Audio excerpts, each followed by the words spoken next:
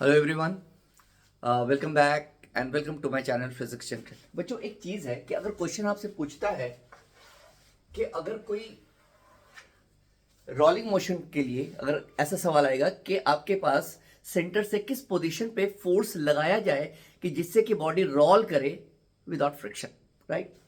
तो आपके पास मान लेते हैं कि ये आपके पास एक्स पोजीशन है और यहाँ पे कोई फोर्स के बारे में पूछ रहा है कि वो पोजीशन बताइए सेंटर से कि जहाँ पे फोर्स जो लगाया जाए, वो पोजीशन बताइए जहां पे फोर्स लगाया जाए कि जिससे कि without friction body can roll. तो आपके लिए एक सिंपल सा एक फॉर्मूला मैं दे रहा हूं यहाँ पे, एक्स की वैल्यू के square by are, right?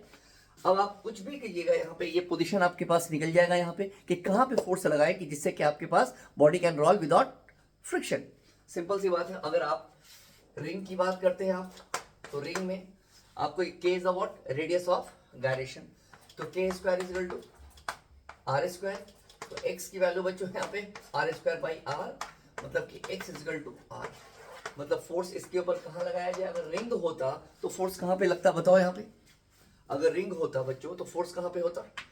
X position पे रेडियस के बराबर होता है यहाँ पे। मतलब इसके ऊपर अगर हम फोर्स लगाते हैं तो विदाउट फ्रिक्शन की हम बात कर सकते थे।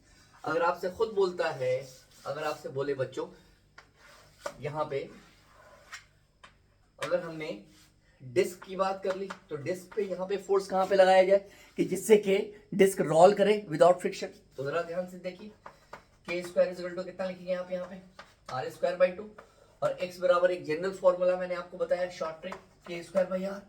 क्या लिखोगे? के स्क्वायर बाई 2 और ये है आर। इसका मतलब है कि एक्स की वैल्यू कहां पे लगाया जाए? R by 2। इसका मतलब है कि अगर ये आर है बच्चों तो इसका मतलब है कि लगाने वाला फोर्स कहां पे होगा? एफ, मतलब कि आर बाई 2 पे। उसी तरीके से आप किसी भी